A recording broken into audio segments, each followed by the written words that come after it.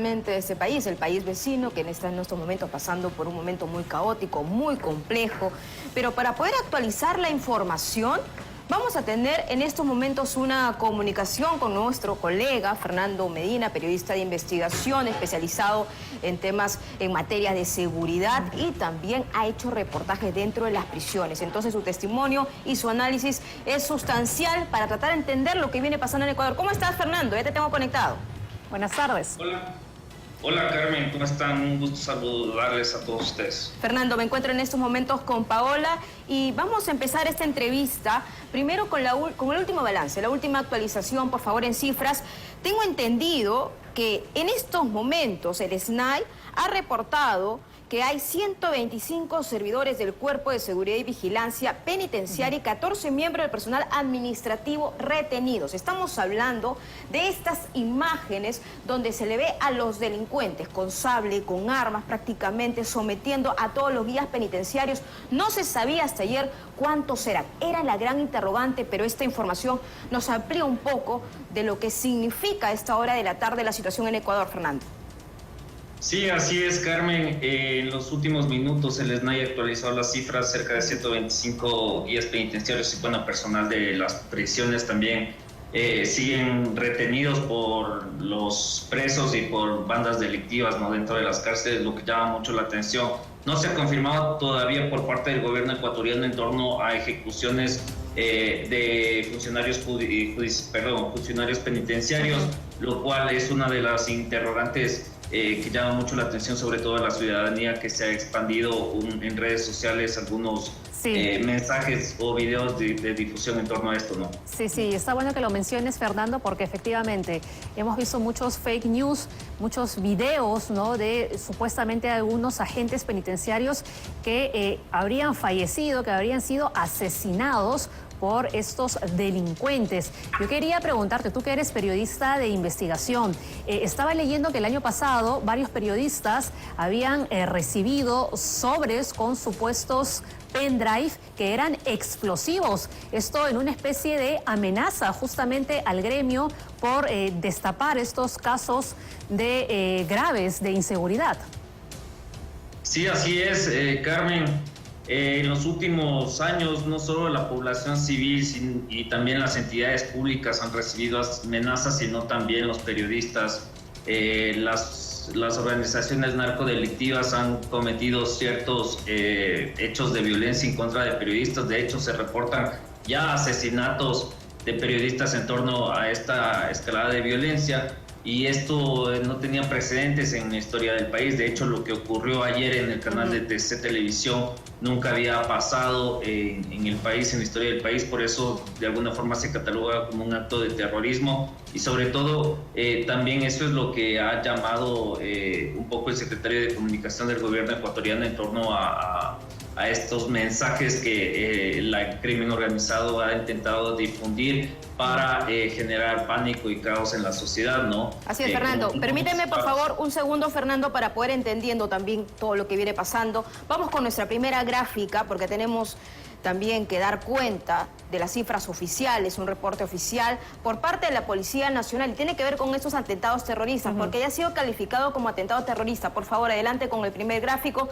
donde vamos a precisar esas cifras, esos datos, estadísticas, por cierto, para darnos cuenta también de lo que viene pasando. Paola, es sustancial esto. También ha hablado durante esta jornada el presidente Daniel Noboa, y ha reiterado también su posición de una lucha contundente, no solamente con estas bandas organizadas, sino bandas narcoterroristas. Ahí tenemos en imágenes el decreto 111. Bueno, ese es el decreto que dio el presidente Daniel Noboa, donde califica lo que le estoy comentando a estos grupos del crimen organizado transnacional como organizaciones terroristas y actores no estatales beligerantes. ¿De quiénes estamos hablando?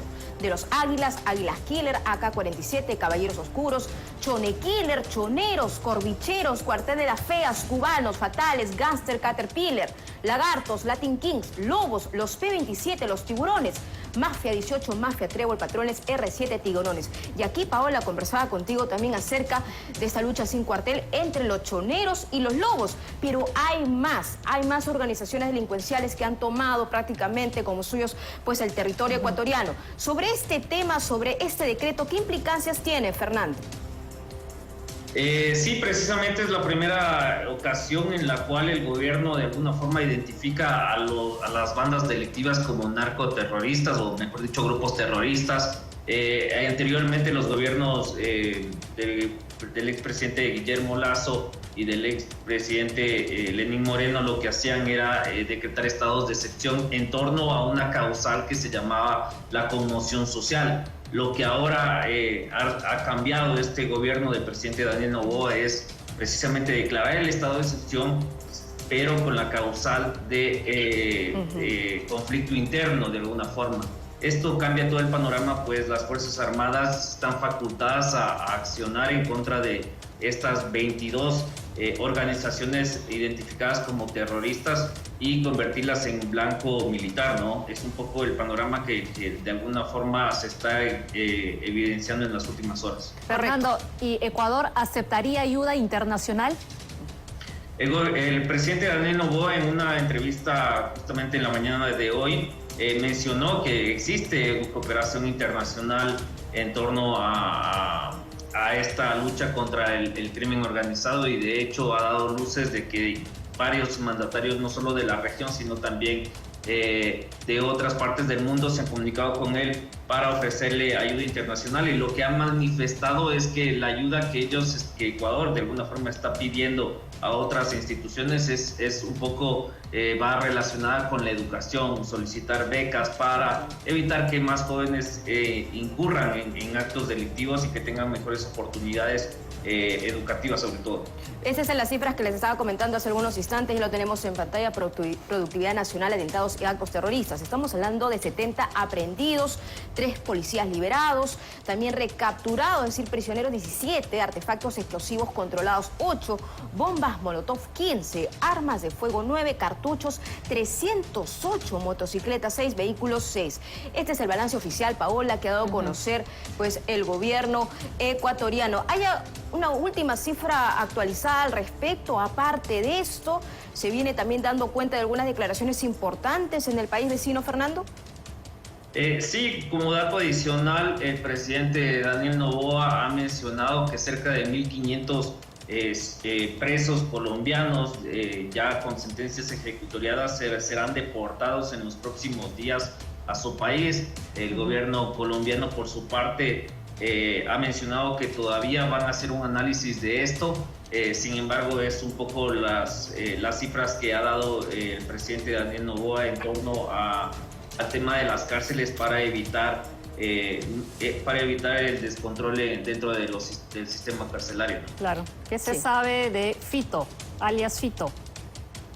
El presidente Daniel Noboa mencionó algo que no se conocía hoy y que de alguna forma pone en evidencia algo que se sospechaba, que precisamente el presidente mencionó que alias Fito el 6 de enero se realizó un conteo en la cárcel y él estaba ahí presente, o más bien dicho, en el listado aparece que estaría presente. Se está investigando en torno a esto, si es que en verdad estuvo presente o si su fuga se dio antes, ¿no? Lo que podemos mencionar es que ha sido ya incluido dentro del el plan de recompensas estatal en torno para ver, pero las diligencias continúan en torno a la investigación de su paradero.